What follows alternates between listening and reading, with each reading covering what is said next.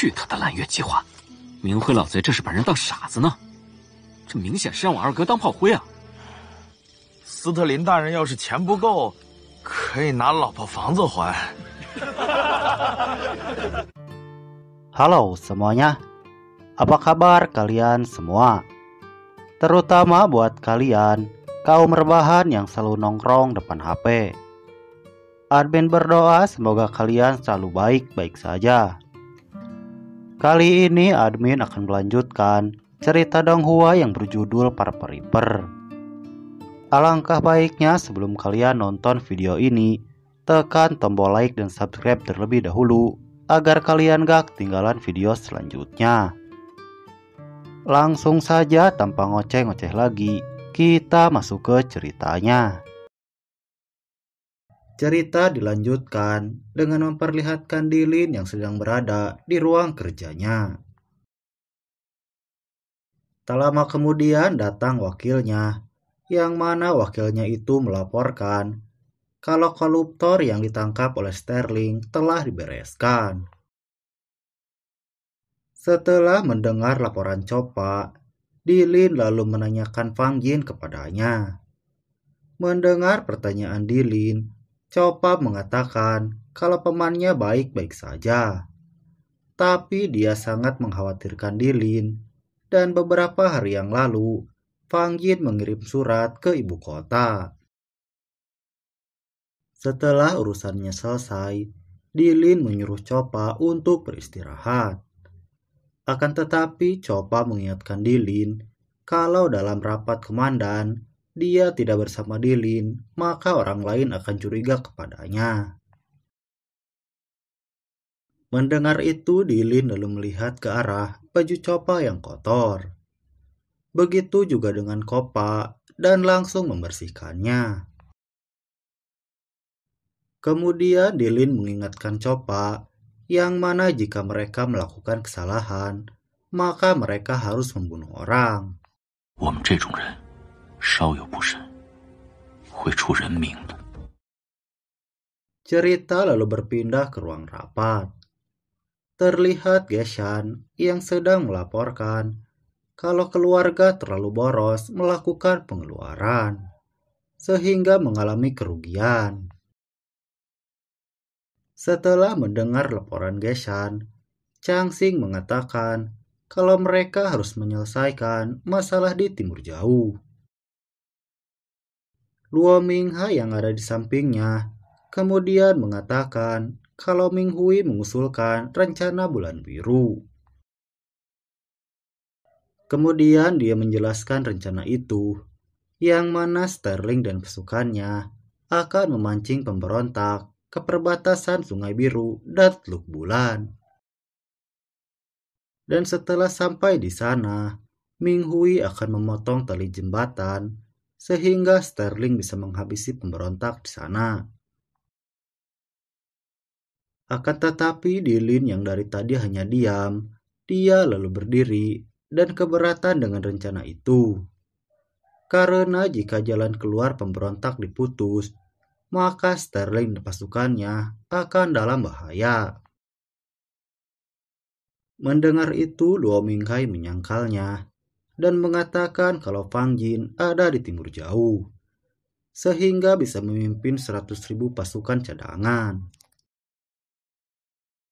Tapi Dilin kembali menyangkalnya, sehingga terjadi perdebatan di antara Dilin dan Luo Minghai. Sampai Changsing mengebrak meja dan mereka pun berhenti berbicara.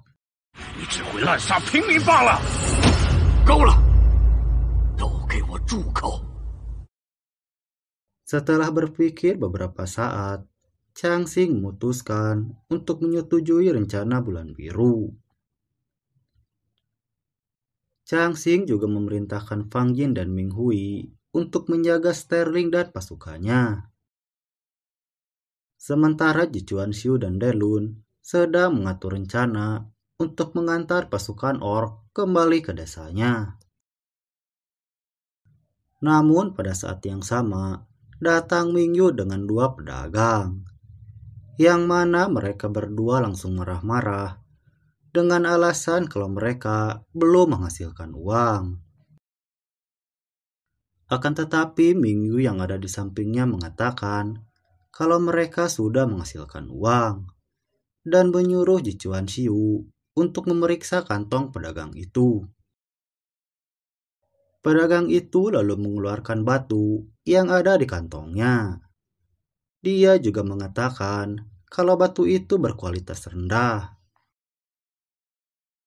Namun pada saat Ji Chuanxiu akan memegang batu itu, pedagang itu keceplosan dan mengatakan kalau batu itu sangat berharga.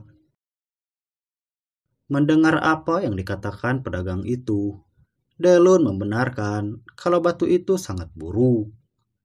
Kemudian dia membawa sekarung batu berlian dan mengeluarkannya di atas meja.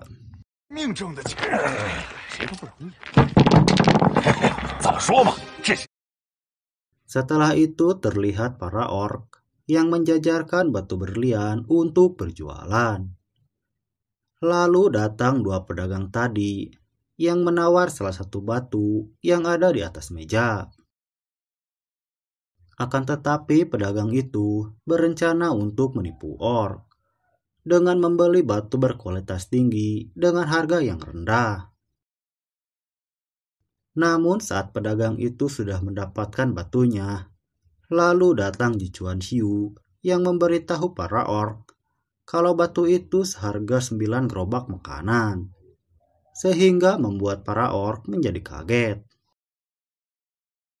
Kemudian Ji Chuanxiu mengambil harga tengah sampai disepakati kalau harganya 7 gerobak makanan.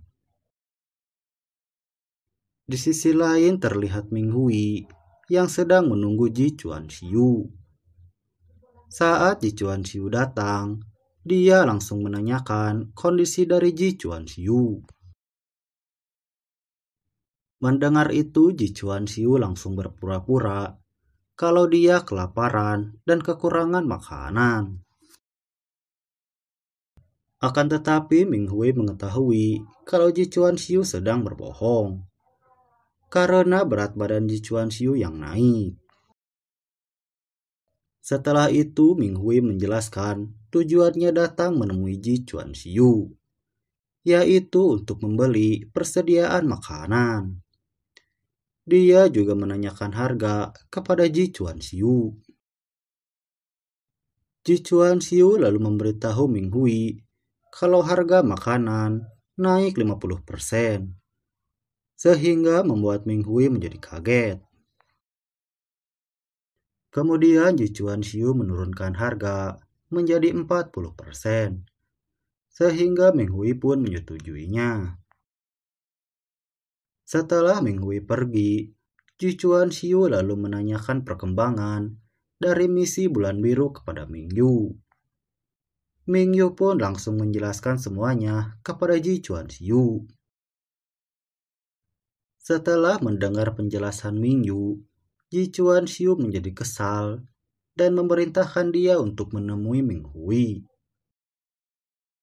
Dan memberitahu Ming Hui kalau harga gandum dan rumput naik sebesar 60% dan tidak bisa kurang.